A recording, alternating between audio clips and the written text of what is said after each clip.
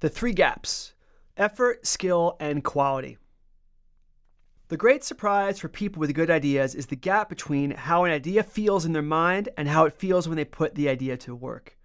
When a good idea comes together, it feels fantastic. Good ideas often come with a wave of euphoria, a literal dopamine high, and we're joyously overwhelmed by it. It's natural in that instant to overlook the dozens of questions that must be answered to bring the idea to life. We easily postpone those questioning thoughts, believing that if we can come up with the big idea, surely we can conquer all the little problems too. An epiphany is a powerful experience, but the myth of epiphany is that the epiphany alone is all that you need. When we do sit down to work on the details of an idea, the euphoria fades away. The act of thinking about how to bring the idea into the world is far less fun than the magical feeling of the idea's first arrival. It might take an hour or a day, but soon the task at hand feels surprisingly ordinary. While the 30-second summary of your science fiction screenplay is still fantastic, it doesn't eliminate the effort required to write 3 or more complete drafts to flesh the idea out into its final form. Even if your idea was for your job, perhaps an inspiring new proposal that you have for your boss, the work of drafting the required project plans and obtaining budget approvals just isn't very interesting. This is what I call the effort gap. No matter how great your idea is, there will be energy you have to spend, often on relatively ordinary work, to deliver the idea to the world. The instinctive reaction to the realization that your amazing idea has led to ordinary work is to retreat. We feel we are doing something wrong if delivering on the idea isn't as fun as finding the idea itself. So somehow we believe the feeling of euphoria should remain throughout the entire project, and when it doesn't, and we have to choose to put effort in, we assume something is amiss. In the movies, they often skip from the discovery of the idea to fame and fortune, but in real life, we have to close that distance ourselves. Or perhaps, more honestly, we simply don't want to work that hard, preferring to return to the thrills of thinking up more ideas rather than doing anything about the ones we already have. Now, there's nothing wrong with this, as dreaming for dream's sake can be fun.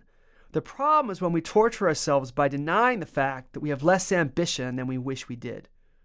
Many people suffer from a kind of creative cowardice and a fear of commitment. They're afraid of closing the effort gap. They want to be creative, but without any risks. They know there is a chance they can put in weeks of work and have the project still fail.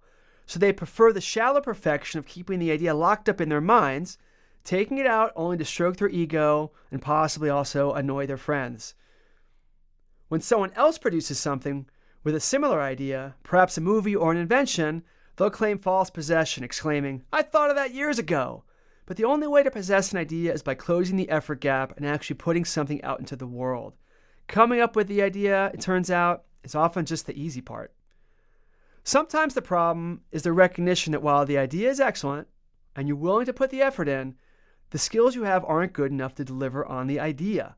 The natural assumption is that the capacity to have the idea is the harder part, and if the idea is good, it implies you have all of the required abilities. Sadly, like many common assumptions our silly little brains make, the reality isn't as kind. For example, while I can imagine performing quadruple backflip dives and singing 5-octave melodies, that imagination has no bearing on my body's ability to do those things. This is the skill gap, the distance between the skills your idea requires and the ones that you have. Often it's only through putting effort into a project that we discover our skill gaps. Now, when we see work from our heroes, it's easy to forget they once had skill gaps too.